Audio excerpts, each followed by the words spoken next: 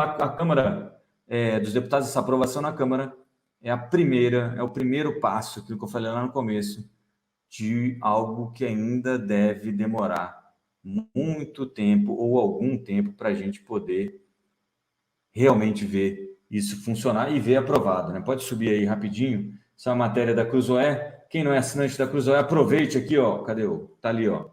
O QR Code aí no cantinho da sua tela aqui, ó. Muito obrigado, Matheus.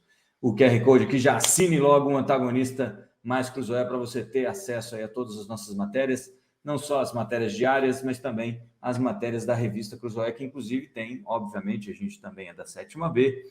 Colocamos lá as 13 tentativas de sabotagem do PT, é a capa da Cruzoé dessa semana. Mas olha só, após a aprovação da reforma tributária na Câmara, líderes do Senado afirmaram a Cruzoé que a proposta somente terá seguimento na Casa, lá no Senado, caso ela seja acompanhada de relatórios de impacto orçamentário para estados e municípios. E lembra que eu falei disso? Ninguém consegue fazer essa conta, gente.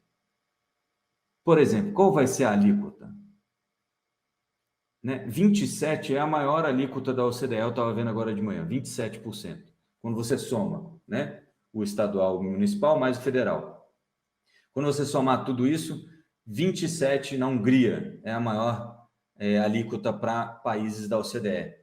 25, o Brasil já não vai mais ser, aparentemente. Segundo Bernardo Api e outras pessoas, com esses benefícios, esse negócio de alíquota reduzida, grupos que não entram, etc. e tal, 25 já fica difícil. Nem isso a gente tem clareza. Ah, mas vai ser depois, para a gente ver não sei o quê. Sim, mas tem que ter pelo menos uma estimativa, né? E foi votado assim. Ah, mas depois vai ser projeto de lei complementar. Ah, depois o Senado não sei o quê. Então, tudo isso ainda vai atravancar um pouco o processo, que deve ficar um pouquinho mais complicado de a gente sair aprovando a toque de caixa, que nem foi esse esquema da Câmara. O que é isso, né? Por que a Câmara aprovou isso tão rapidamente, né? E ficou lá, o CARF aprovou, o arcabouço ficou para agosto, né? Por que a Câmara teve essa ânsia toda? Ué, simples. O Arthur Lira, nosso querido rei Arthur, tinha ingressos para o Cruzeiro de Wesley Safadão e ele não queria perder o show, certo? Podia até chegar de helicóptero, seria até uma coisa bonita, né? No transatlântico, aquela coisa toda, no Cruzeiro. Mas ele queria estar lá desde o começo.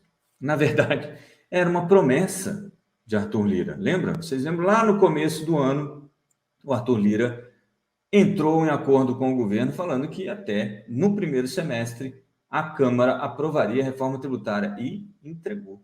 Primeiro semestre aí considerado pré-recesso, né? A primeira fase do ano legislativo. E isso mostra de novo, carimba de novo o nosso querido Arthur Lira como um cara que cumpre os acordos dele. E, obviamente, espera que os acordos feitos com ele também sejam cumpridos. Lembre-se disso, porque nem tudo está sendo cumprido. Fora uma volta que o pessoal está dando nele para dar uma queimadinha no Arthur Lira, que vocês estão vendo aí. Mas vamos voltar aqui para a reforma tributária. Além do Senado explicar isso, que, olha, eles vão olhar com um pouco mais de cuidado, querem saber quais são os impactos reais, querem mudar algumas coisas. O Renan Calheiros, o Otto Alencar já falaram que, poxa, os estados do Nordeste perderam muito protagonismo no Conselho Federativo, da forma como ficou. Já tem alguns senadores do Sul e Sudeste que acham que ficou bom do jeito que está, e todo esse arranjo vai ter que ser refeito. O pessoal está questionando essa história de poder dos municípios para criar impostos novos. Então, tem coisas que ainda vão mudar na reforma tributária e não são poucas. O Portinho diz que o PL pode apoiar a reforma tributária no Senado. Você vê como são as coisas, né? Aí, cada um num lugar diferente. Pode subir. E também já sentiu, né? Aquela coisa, acusou o golpe, ficou ruim para eles na Câmara, né? Ela, aliás, se iniciou no governo Bolsonaro da lei. A oposição foi ao atropelo porque aquele que mais importa, o contribuinte, hoje não sabe quanto pagará. Faltam estudos, projeções e dados da própria Receita. Está cobertíssimo de razão. É uma das reclamações que a gente fazia aqui também. Tanto no Morning Call quanto no papo antagonista. Se for favorável ao cidadão e com ajuste, sim, poderemos votar a favor. Além dele, o Caiado, né, o governador de Goiás, disse que foi como...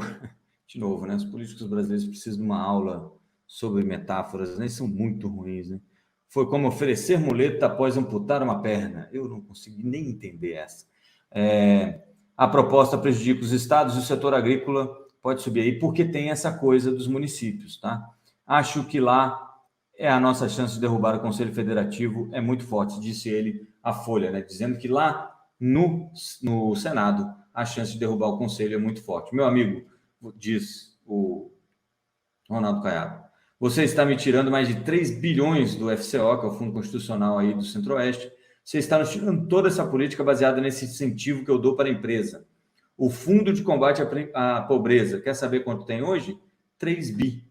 Toda a política social do governo é feita por intermédio de arrecadação das empresas que são incentivadas. E é isso, ele está reclamando desde o começo, diz, olha, eu vou... É algo como, olha, vou amputar uma perna sua, mas vou lhe dar uma muleta, né? Disse aí o Ronaldo Caiado. E aí, de novo, né? Você vai ter... O Senado é muito mais, vocês sabem disso, muito mais... Ele ecoa melhor os governos, né? Afinal de contas, a separação dos votos lá no Senado é por unidade da federação, 3 representantes para cada uma unidade da federação, e não conta, por exemplo, São Paulo não tem mais força, porque tem mais população. Isso é lá na Câmara dos Deputados. No Senado, o jogo é por unidade da federação, e isso deve complicar um pouquinho a história do Tarcísio, e que pode colocar São Paulo contra a reforma, né? Aí ela volta para a Câmara com São Paulo contra. Vocês estão entendendo o probleminha, né? O governador Aliás, o senador do Amazonas também promete resistência se tentarem mudar a Zona Franca de Manaus. Pode colocar aí. É o nosso... Pode subir, pode subir. Tá aqui, ó, Plínio Valério. Isso, era isso que eu queria ver. No que diz respeito à Zona Franca, eles dizem para a gente que os direitos constitucionais estão garantidos. Ora, se eles estão na Constituição, eles estão garantidos. O que a gente quer ouvir é que não vão mexer nas nossas vantagens em relação aos mercados do Sudeste, porque não adianta deixar como está na Constituição e começar a tirar a vantagem. A reforma é um tema umbilical. Aí sim, uma metáfora que fez sentido. Cada um olha para o seu estado, para o seu próprio umbigo, né? Pode ser que na Câmara haja acordo. Aqui, no Senado, eu não vejo como. E é exatamente isso. E o Lira coloca no colo do Calheiros, do Renan Calheiros e do Rodrigo Pacheco, esse ônus aí com o governo, mostrando que ele faz as coisas que ele precisa fazer, enquanto lá no Senado o governo come o pão que o diabo amassou. A gente vai ver como é que vai ser isso. E ele reclamava que o Senado estava com tudo e a Câmara com nada, mesmo sendo muito mais eficiente para o governo. Você vê que não tem gente boba neste jogo. Ai. Bolsonaro foi contra o Plano Real, reforma da Previdência, sem novidades. Eu nem sei se foi, viu, Paulo? Mas você está dizendo aí, eu não lembro qual foi o voto do Bolsonaro. Não sei nem se ele foi a favor nem contra. 25%, Hamildo. 25% vai ser no mínimo, tá? Mas claro que depende de quanto o governo quer ou não arrecadar. Aí imagina, né? Dado o que nós vimos desde o começo do ano, já sabe o que vai acontecer. Fernando Pimentel dizendo que a reforma foi aprovada, mas ainda está muito obscura. São 2 problemas, viu, Fernando? Um é esse, que acabou sendo aprovada numa velocidade que ninguém conseguiu entender. E 2 é que ela tem muita coisa para ser decidida depois, né? Então você tem isenção para alguns produtos, você tem alíquota reduzida para alguns outros produtos que você ainda vai definir direito, né? Você tem ali as regras gerais da alíquota reduzida, mas para o produto isento, por exemplo, cesta básica, você não sabe nem quais são os produtos.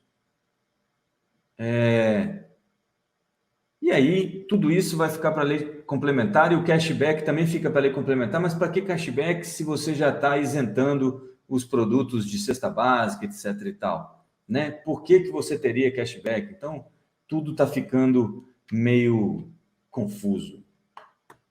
Rodrigo Caiado é ortopedista. Verdade, mano. O Lula com certeza foi contra, o Vitor Maranhão está certo. O IR chega a 27, imagina o que vem por aí. Então, talvez tenhamos a maior alíquota de imposto de valor agregado do mundo, né? Do mundo da OCDE, dos países com a melhor economia. Falei para vocês, 27% na Hungria é o máximo hoje da OCDE, tá?